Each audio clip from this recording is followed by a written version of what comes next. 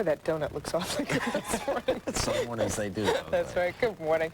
Well, as most of you know, the East Coast is being blasted by a major snowstorm this morning. Up to a foot of snow could be on the ground from Washington, there at the White House, on the North Lawn, to New York before the day is over. Harry, do you want to give the line? Well, I thought before when we were looking at this picture, I could see Ronald Reagan throwing snowballs at Sam Donaldson, but I don't think they're out there anymore. Look closely. See over there on the left?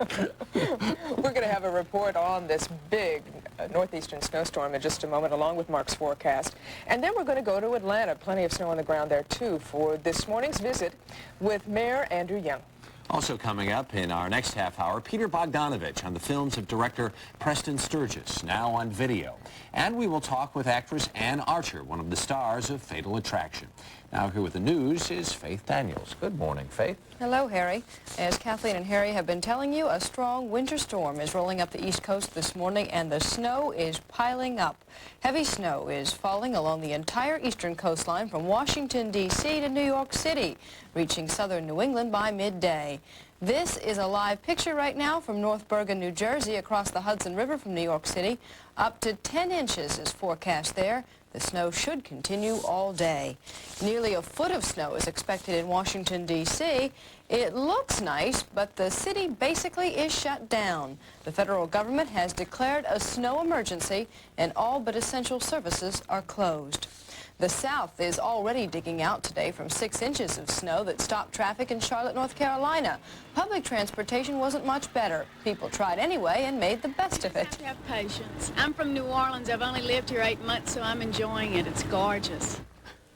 8 inches of snow fell in Nashville, Tennessee. A good day to sell snow tires, but not a day to drive without them. In other news today, a senior Pentagon official went on a secret mission to Panama last week. Newspaper reports this morning say that Richard Armitage met with Panama's strongman Manuel Noriega, urging Noriega to resign and allow free elections. Noriega reportedly said he got the message. There's new violence today in the occupied Gaza Strip, where Israeli troops have wounded at least 7 Arab demonstrators. Troops clashed with Arab protesters at 2 refugee camps. The violence is the latest in 4 weeks of rioting that has left at least 24 Palestinians dead. The top-secret stealth B-2 bomber could be delayed for a year because of technical problems. The plane, said to look like a flying wing, was scheduled to make its first test flight this year. The bombers originally were supposed to cost $300 million each. The undisclosed technical problems could raise the cost a lot. Attorney General Edwin Meese is once more under investigation because of his financial holdings. An independent counsel is looking into possible conflict of interest charges. Meese supervised the breakup of AT&T, even though he and his wife had almost $10,000 worth of regional Bell Telephone stock. The federal government is going to evaluate more than 700 AIDS labs around the country. The Centers for Disease Control says that there are too many inaccurate tests. Much of the problem has to do with a follow-up test used to confirm initial positive AIDS results. Many AIDS experts worry that the problem goes beyond that. The experts say some AIDS clinics are becoming sloppy and that people are being told the wrong results. That can be as severe as causing people to commit suicide because they see a positive test as equal to AIDS, as equal to death. The CDC says the labs need better quality control and standardized tests. Well, people who say they thought they had or donating money to the fund fighting AIDS were really contributing to Lyndon LaRouche's 1988 political campaign. 3 contributors whose checks were in LaRouche files at the Federal Election Commission say they do not support the political extremists. The LaRouche spokesperson denied any contributors were misled. The FEC, though, is investigating. The first major test for presidential candidates, the Iowa caucuses, is only a month away. And a new CBS News New York Times poll shows Gary Hart is heading the Democratic pack, while Bob Dole has taken the Republican lead. Eric Engberg reports. Iowans suffering through one of their coldest winters in recent years have helped Gary Hart restoke the fires of his born-again campaign. A CBS News New York Times poll taken between last Saturday and Tuesday shows Hart now leading the field among Democrats in Iowa with 25%.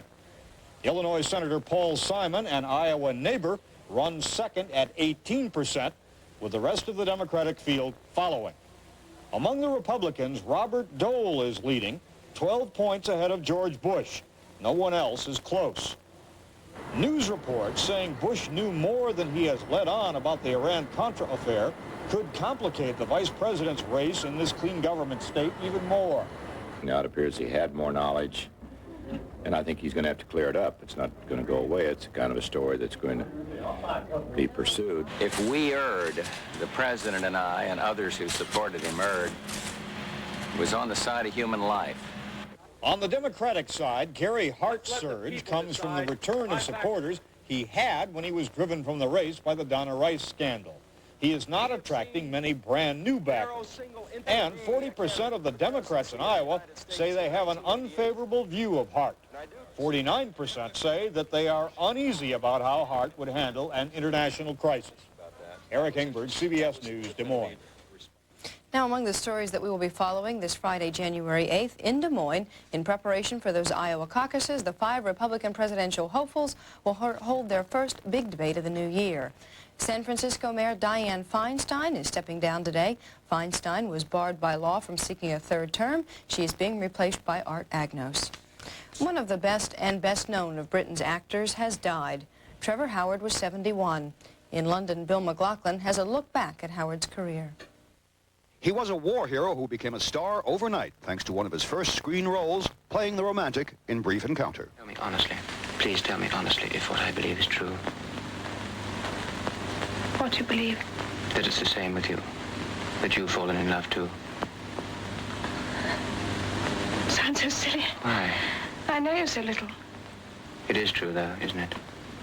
But audiences would more often see him as the hard-bitten English gent, the master of the stiff upper lip. Had a bit of a shock, haven't you? You could do with a drink. Trevor Howard went on to become an actor who could turn rage into an art form, as when he played a brutal Captain Bligh against Marlon Brando's Mr. Christian. Thank you. Thank you. I've been puzzling for a means to take the strut out of you, you posturing snob. Now you've solved that for me, haven't you? And when he played a furious village priest in Ryan's Daughter. Fun. Devil take me if the lot of you is not possessed and damned. He was deeply respected by other actors for his seemingly effortless performances. He could make a very unremarkable role, something quite special, just because of his presence and his timing and that rugged look of his and the gravelly voice and everything he did. He was tremendous. Off-screen, Trevor Howard was known as a hard-drinking hellraiser with few regrets. How many times have you been arrested, Trevor? Oh, I wish I'd looked into this, because quite a few. Quite a few. You were arrested once in Italy, I think, weren't you? Oh, yes, and Paris. And Paris. And Vienna. And Vienna. Yes. Oh, yes. What was the problem on those occasions? Enjoying myself. Enjoying Perhaps not nearly so much as millions of moviegoers enjoyed him. Bill McLaughlin, CBS News, London. That's the latest from the news desk, and now back to Kathleen. Faith, thank you.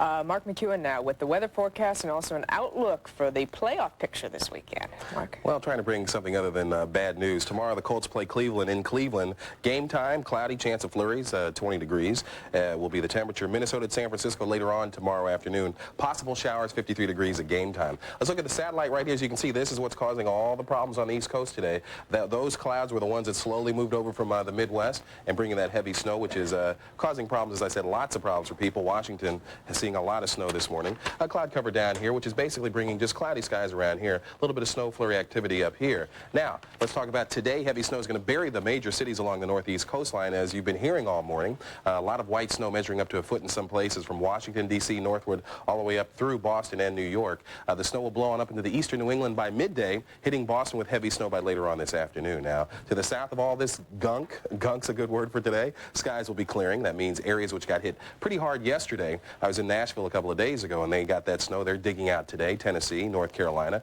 northern sections of the south will be able to start digging out today. Skies are going to be sunny across the Missouri Valley as well as the northern plains. Temperatures will be above zero again today, which is actually, that's almost a heat wave, my friends. Finally, rain's going to sweep across the northwest coastline today with a 1 to 3 inch band of snow streaking across the Great Basin right there. And you can see some of that rain way out there on the coastline right there.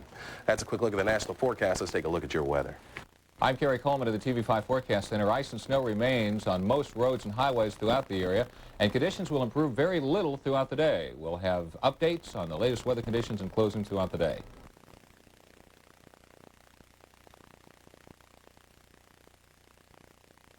That's the cold weather. Back to Harry. Thanks very much, Mark. Every Friday, we take a little extra time to visit with someone especially noteworthy.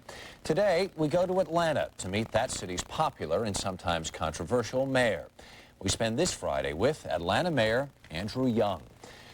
Young first entered the public eye in the 1960s as a promising young protege of Dr. Martin Luther King. In 1972, he became the first black Southerner elected to Congress since Reconstruction. President Jimmy Carter appointed him an ambassador to the United Nations in 1977, but Young shoot from the